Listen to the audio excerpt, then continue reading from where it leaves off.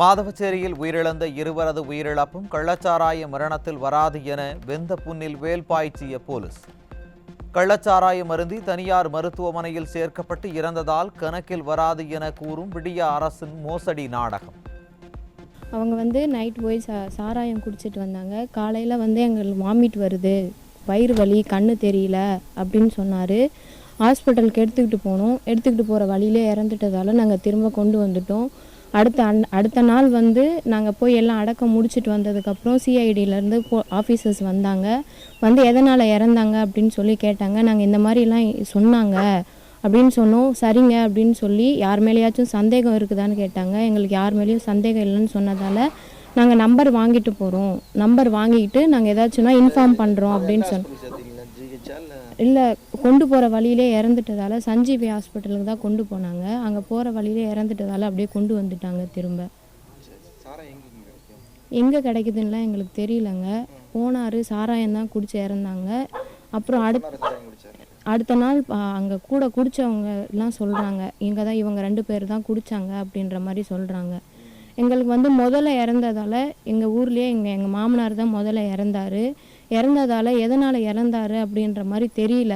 அதிகமாக குடித்ததால் இறந்துட்டார் அப்படின்ற மாதிரி நாங்கள் இருந்துட்டோம்.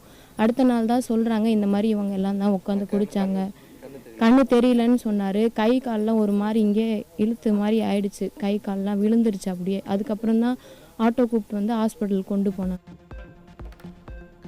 கள்ளச்சாராயம் குடித்து இறந்தவர்களின் உடல்கள் 2வது நாளாக தகனம். உறவினர்களின் கண்ணீர் அஞ்சலிக்கு பிறகு கோமுகி ஆற்றங்கரையோர சுடுகாட்டில் தகனம். கள்ளக்குறிச்சி கருணாபுரம் மயானத்தில் திரும்பிய திசையெங்கும் மாலைகள் குவிந்து குப்பையாக மாறிய காட்சிகள். எதிரிக்கும் இந்த நிலை வரக்கூடாது என்றும் கள்ளச்சாராயத்தை அறவே ஒழிக்க வேண்டும் எனவும் தூய்மை பணியாளர்கள் வலியுறுத்தல்.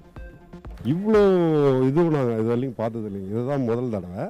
அதே மாதிரி எப்பயோ ஒரு டெத் ஆனால் அது நார்மல். இந்த வாட்டி தாங்க இந்த மாதிரி ரோடு முழுக்க வெறும் மாலையாக தான் இருக்குது எல்லாமே. ஆனால் இது வரைக்கும் இது மாதிரி நடந்ததில்லை. இந்த தடவை தான் இது மாதிரி நடந்திருக்கு. ரொம்ப இதாக தான் இருக்குது, வருத்தமாக தான் இருக்குது. பால்மரம் மாறா வயதில் பெற்றோருக்கு ஈமச்சடங்கு செய்யும் பிள்ளைகள். யாருக்கும் இந்த நிலைமை வரக்கூடாது என கண்ணீருடன் வேதனை தெரிவிக்கும் கருணாபுரம் மக்கள்.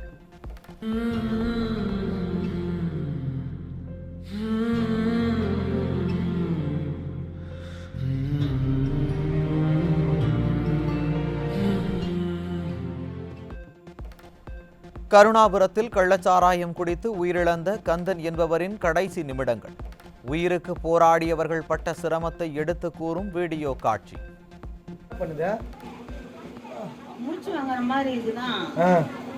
என்ன சாப்பிட்டாரு? ஒரு பாக்கெட் சாராயம் சாப்பிட்டாரா? எங்க? கருணாபுரத்துலையா? குடிச்சதுலேருந்து இப்படிதான் இருக்குங்களா? என்னண்ணா பண்ணுது உங்களுக்கு? ஒன்றுமே புரியலையா?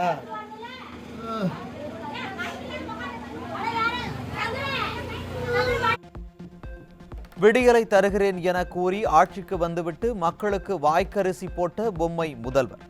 வாழ்க்கையில் விளக்கேற்றி வைப்பார் என நினைத்த பெண்களை சடலத்துக்கு விளக்கேற்ற வைத்து தாலியை அறுத்த கொடூரம்.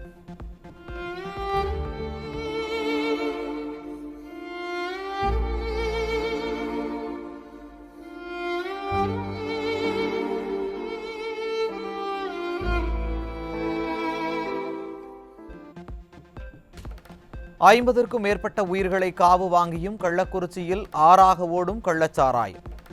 கோணிப்பைகளில் வைத்து கள்ளச்சாராய பாக்கெட்டுகள் படுஜோராக விற்கப்படும் அவலம்.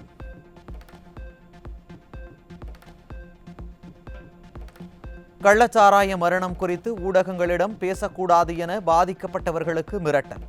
தாலி அறுத்த விடியா அரசுக்கு எதிராக பேட்டியளித்தால் நிவாரணம் கிடையாது என திமுகவினர் வீடு வீடாக சென்று மிரட்டல்.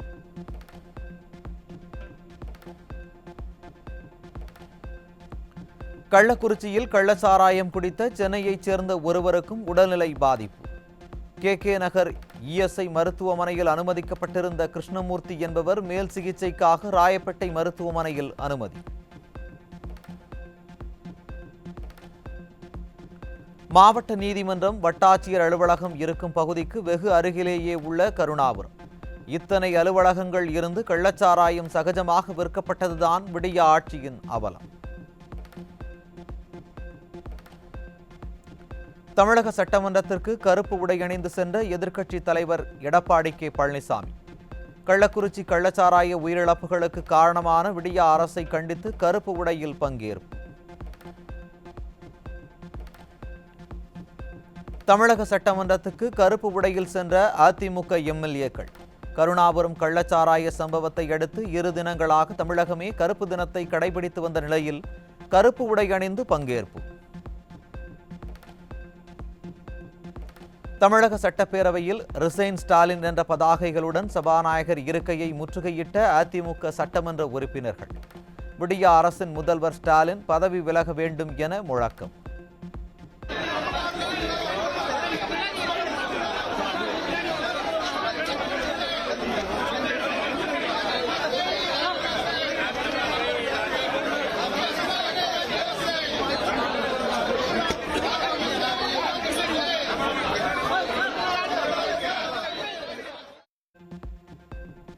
கள்ளச்சாராய மரணம் குறித்து கேள்வி எழுப்பிய அதிமுக உறுப்பினர்கள் வெளியேற்றம்.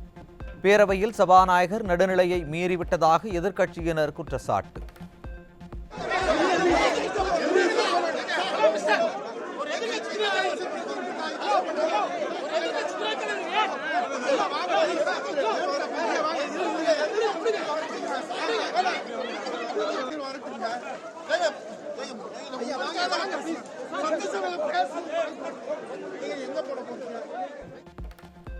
சட்டமன்றத்தில் மக்கள் பிரச்சினைக்காக பேச வேண்டும் என குரல் எழுப்பிய அதிமுக எம்எல்ஏக்கள் வெளியேற்றம். நடுநிலையோடு சபாநாயகர் செயல்படவில்லை என எதிர்க்கட்சி தலைவர் எடப்பாடி கே பழனிசாமி குற்றச்சாட்டு. அவளை இந்த அரசு முறையாக சிகிச்சையும் அளிக்கவில்லை. இதையெல்லாம் பேச வேண்டும் என்பதற்காகத்தான் நாங்கள் அனுமதி கேட்டோம். ஆனால் சட்டப்பேரவை தலைவர் வலுக்கட்டாயமாக எங்களை வெளியேற்றிவிட்டார். சட்டமன்றத்திலே நியாயம் கிடைக்கவில்லை. இன்றைக்கு சட்டப்பேரவை தலைவர் அந்த ஆசனத்திலே அமர்ந்து நடுநிலையோடு செயல்பட்டிருக்க வேண்டும். எங்களுக்கு வருத்தம் அளிக்கின்றது. இப்படிப்பட்ட கொடுமையான நிகழ்வுகள் இன்றைக்கு நிகழ்ந்திருக்கின்றன. கிட்டத்தட்ட 50 உயிர்கள் இன்றைக்கு நாம் இழந்திருக்கின்றோம். இது குறித்து சட்டமன்றத்திலே பேச அனுமதி மறுக்கப்பட்ட காரணத்தினால் நாங்கள் அதை எங்களுக்கு அனுமதி வழங்க வேண்டும் என்று தொடர்ந்து குரல் கொடுத்தோம். எங்களை வெளியேற்றிவிட்டார்கள். கள்ளக்குறிச்சி கள்ளச்சாராய உயிரிழப்புகளுக்கு பொறுப்பேற்று பொம்மை முதல்வர் பதவியை ராஜினாமா செய்ய வேண்டும். சட்டப்பேரவை வளாகத்தில் அதிமுக பொதுச் செயலாளர் எடப்பாடி கே பழனிசாமி வலியுறுத்தல். தூத்துக்குடியில அதிமுக ஆட்சி இருக்கின்ற பொழுது தூத்துக்குடியில 2 பேர் இன்றைக்கு காவல் அழைத்து சென்று அதனால் அவள் இறந்தார்கள் என்று அவர்களுக்கு சிபிஐ விசாரணை வேண்டும் என்று அன்றைக்கு எதிர்க்கட்சி தலைவர் அந்த ஸ்டாலினே குரல் கொடுத்தார். சிபிஐ விசாரணை இன்றைக்கு நடந்துகிட்டு இருக்குது. இன்றைக்கு சுமார் இதுவரை 50 பேர் மரணம் அடைந்து விட்டார்கள். இன்றைக்கு கள்ளச்சாராயம் பருகி குடித்து இறந்த எண்ணிக்கை 50. பல பேர் கண் பார்வை அற்றிருக்கிறார்கள். இது குறித்து சிபிஐ விசாரிக்க வேண்டும். இந்த அரசு அதற்கு ஒத்துழைப்பு வைக்க வேண்டும். அது மட்டுமல்ல, இந்த மரணத்திற்கு முழுக்க காரணம் திறமையற்ற அரசாங்கம், பொம்மை முதலமைச்சர். இந்த மரணத்திற்கு தார்மீக பொறுப்பேற்று முதலமைச்சர் ராஜினாமா செய்ய வேண்டும். தமிழக சட்டமன்றத்தில் பேச அனுமதி மறுப்பது ஜனநாயக படுகொலை என எதிர்க்கட்சி தலைவர் எடப்பாடி கே பழனிசாமி குற்றச்சாட்டு. ஹிட்லர் போல சர்வாதிகார ஆட்சி நடத்துவதாகவும் சாடல். சட்டமன்றத்தில் இந்த கள்ளக்குறிச்சி கள்ளச்சாராயம் குடித்து மரணம் அடைந்தவருடைய நிலை பற்றி நாங்கள் பேரவையில் எங்களுடைய கருத்தை சொல்ல முயற்சித்தோம். அப்புறம் பேரவைத் தலைவர் பேசுவதற்கு அனுமதி மறுக்கப்பட்டார். நாங்கள் தொடர்ந்து பேசுவதற்கு அனுமதி கேட்டோம். மக்களுடைய பிரச்சனை பேசுவதற்கு தான் எம்எல்ஏ எதிர்க்கட்சி, அது எங்களுடைய கடமை. பாதிக்கப்பட்ட மக்களுக்கு நாங்கள் குரல் கொடுப்பதற்காகத்தான் இதை நாங்கள் பேச முயற்சித்தோம். முயற்சி பலனளிக்கல. வேண்டுமென்றே திட்டமிட்டு சட்டப்பேரவைத் தலைவர் நடுநிலையோடு நடந்து கொள்ளவில்லை. எங்களை வெளியேற்றினார். வெளியேற்றுகின்ற பொழுது நம்முடைய சட்டப்பேரவையினுடைய அனைத்து இந்திய அண்ணா திராவிட முன்னேற்றக்கூடிய துணைத் தலைவர் திரு உதயகுமார் அவர்களை வேண்டுமென்றே திட்டமிட்டு காவல்துறை அதிகாரிகள் கைது செய்ய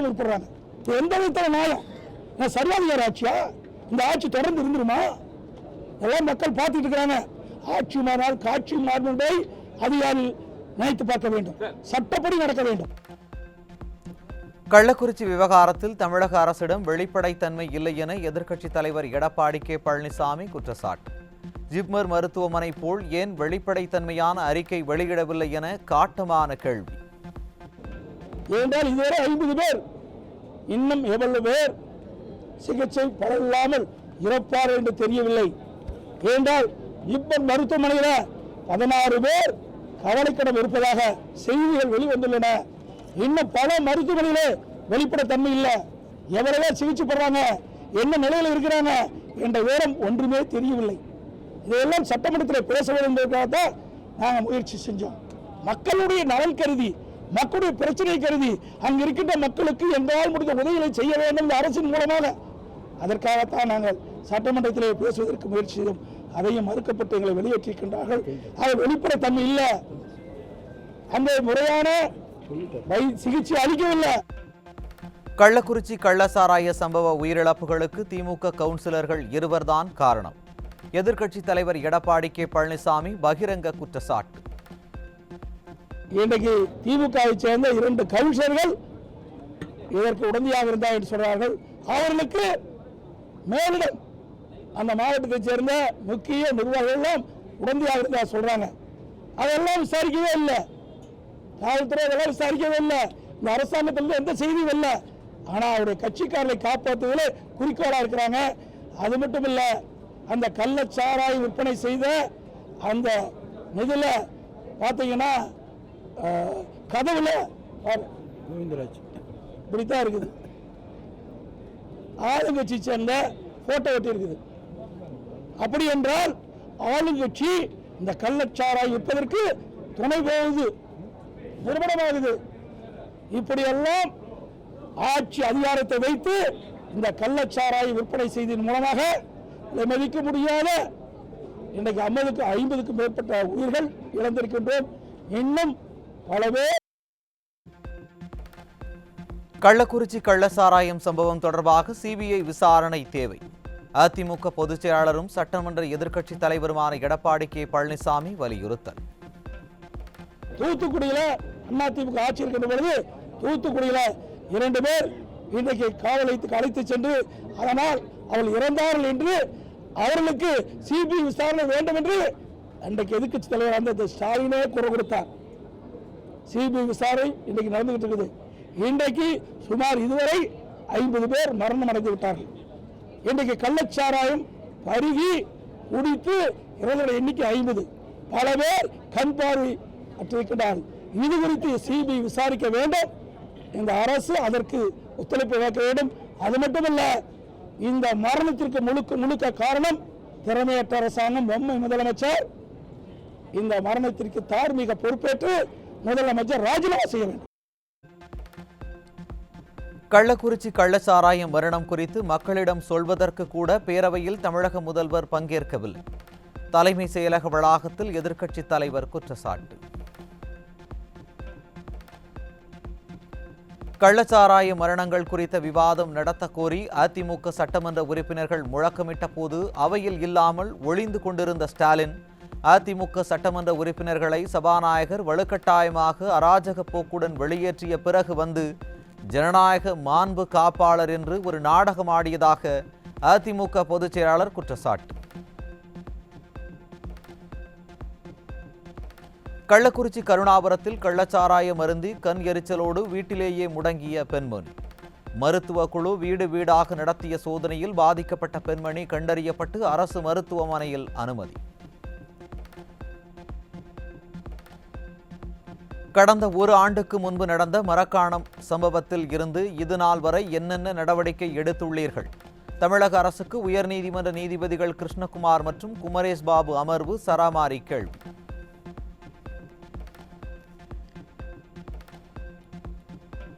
கள்ளக்குறிச்சியில் கள்ளச்சாராயம் விற்பது பற்றி யூடியூபில் பல வீடியோக்கள் வெளியான போதும் அவை கம்பளத்தின் கீழே வைக்கப்பட்டதா? தமிழக அரசுக்கு சென்னை உயர்நீதிமன்றம் சராமாரி கேள்வி.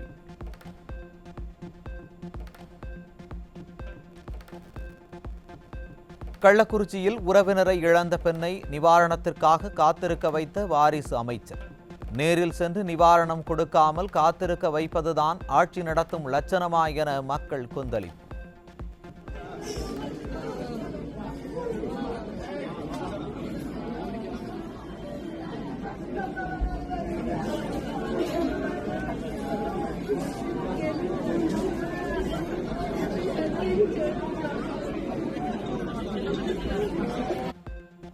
பள்ளியில் கல்வி பயிலும் 3 குழந்தைகள் தாய் தந்தையை இழந்து அனாதையான பரிதாபம்.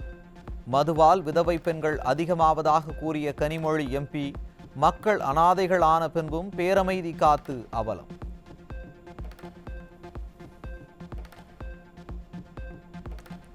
கள்ளக்குறிச்சியில் கள்ளச்சாராய சாவு 50க்கும் மேல் சென்ற நிலையில் பேரமைதி காத்து வரும் கனிமொழி எம்பி இளம் விதவைகள் உருவாகும் மாநிலம் என பேசியவர் தற்போது அனாதைகள் உருவாகும் நிலையில் வெகுண்டு எழாதது ஏன் என மக்கள் கேள்வி. இந்தியாவிலேயே அதிகமாக இளம் விதவைகள் இருக்கக்கூடிய மாநிலமாக தமிழ்நாடு மாறிக்கொண்டிருக்கிறது. இளம் விதவைகள் ஏன்னா இங்கே குடிப்பழக்கம் ஒவ்வொரு நாளும் மதுவுக்கு அடிமையாக கூடிய அந்த நிலை அதிகரித்தே கொண்டே போகுது. அதை பற்றி இந்த அரசாங்கத்திற்கு அக்கறை இல்லை, கவலை இல்லை. கள்ளக்குறிச்சி கருணாபுரத்தில் அங்கன்வாடி பணியாளர்களை அனுப்பி கணக்கெடுப்பு நடத்தும் விடிய அரசு. உறவுகளை இறந்து நிர்கதியான மக்களுக்கு உதவ அதிகாரிகளை அனுப்பாமல் அங்கன்வாடி பணியாளர்களை அனுப்பியது ஏன் என மக்கள் கேள்வி.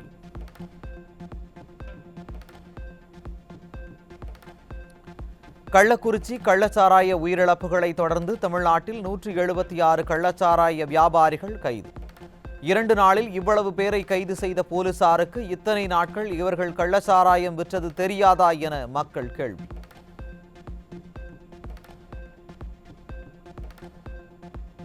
விக்கிரவாண்டி இடைத்தேர்தல் குறித்து அவதூறு செய்தி வெளியிட்ட நக்கீரன் பத்திரிகைக்கு AIADMK MP CV. Shanmugam notice. அவதூறு செய்தி வெளியிட்டதற்கு நிபந்தனையற்ற மன்னிப்பு கேட்க வேண்டும் என வழக்கறிஞர் மூலம் நோட்டீஸ். தூத்துக்குடியில் வீட்டில் பதுக்கி வைக்கப்பட்டிருந்த சுமார் 24 கோடி ரூபாய் மதிப்புள்ள சுமார் 8 கிலோ ஐஸ் கிறிஸ்டல் மெத்தபெட்டமைன் சிக்கியது. விடிய ஆட்சியில் ரகரகமாய் விதவிதமாய் போதைப் பொருள் பிடிபடுவதால் மக்கள் அதிர்ச்சி. தேனி அருகே மூட்டை மூட்டையாக 2475 கிலோ குட்கா பான் மசாலா சிக்கியது. தமிழகம் முழுவதும் குட்கா புழங்கும் நிலையில் விடிய அரசின் சோதனை சாவடி போலீசார் ஆழ்ந்த உறக்கம். கும்பகோணம் அருகே 370 கிலோ குட்கா பொருட்கள் சிக்கியது. விடிய ஆட்சியில் தடை செய்யப்பட்ட குட்கா பொருட்கள் சர்வசாதாரணமாக கிடைப்பதாக மக்கள் குற்றச்சாட்டு. சென்னைக்கு கடத்தி வரப்பட்ட 2.5 கிலோ கடத்தல் தங்கம் சிக்கியது. மலேசியா அபுதாபியில் இருந்து கடத்தி வந்தவர்களிடம் விசாரணை.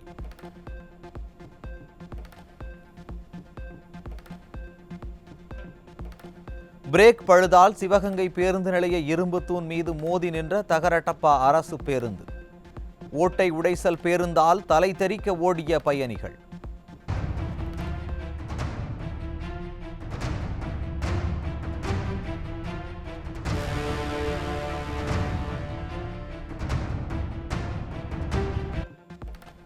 நெல்லையப்பர் கோவில் தேரோட்டத்தின் போது தேரின் 4 வடங்கள் அடுத்தடுத்து அருந்ததால் அதிர்ச்சி. ஒரு அடி கூட நகராத தேரில் வடம் அருந்ததால் என்ன திருவிழா நடத்துறாங்க என மக்கள் விமர்சனம். தேரை இழுக்கவே ஆரம்பிக்கல, எம்பி வந்து கையை வச்சு இழுக்க உடனே அந்து போச்சு. எவ்வளவு பெரிய அவசரம். ஒரு வருஷமும் திருநெல்வேலியில 513 வருஷமா ஓடிட்டு இருக்கு. 518 வருஷத்துல ஒரு வருஷம் கூட இப்படி ஆனது கிடையாது. இந்து சமய அறநிலையத்துறையினுடைய மிகப்பெரிய ஒரு செயல் குறைபாடு தான் காரணம். பல வருஷமா இந்த வடத்தை மாத்துங்கன்னு சொல்லியாச்சு. நேற்று முதற்கொண்டு சொல்லியிருக்கோம். இந்து மணில இருந்து இந்த பக்தர்கள் அத்தனை பேர் சொல்லியிருக்காங்க வடத்தை மாத்துங்கன்னு. 2 வடம் அந்த போயிருக்கு. இருக்கிறது 4 வடம். 4 வடத்துல 3 வடம் அந்த போச்சு. சிவகங்கை மாவட்டம் தேவக்கோட்டை அருகே 17 ஆண்டுகளுக்கு பின்னர் பலத்த போலீஸ் பாதுகாப்புடன் நடைபெற்ற கண்டதேவி கோவில் தேரோட்டம். 2006ஆம் ஆண்டு தேரோட்டம் நடைபெற்ற நிலையில் பழுதடைந்த தேர் புதுப்பிக்கப்பட்ட நிலையில் அமைதியாக தேர் இழுத்த பக்தர்கள்.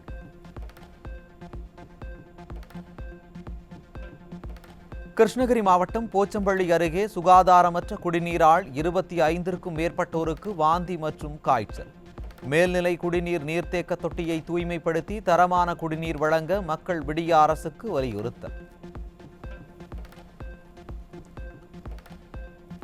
உலக யோகா தினத்தையொட்டி தமிழகத்தின் பல்வேறு பகுதிகளில் மேற்கொள்ளப்பட்ட யோகாசன நிகழ்ச்சிகள். 1000க்கும் மேற்பட்டோர் ஒரே இடத்தில் யோகாசனம்.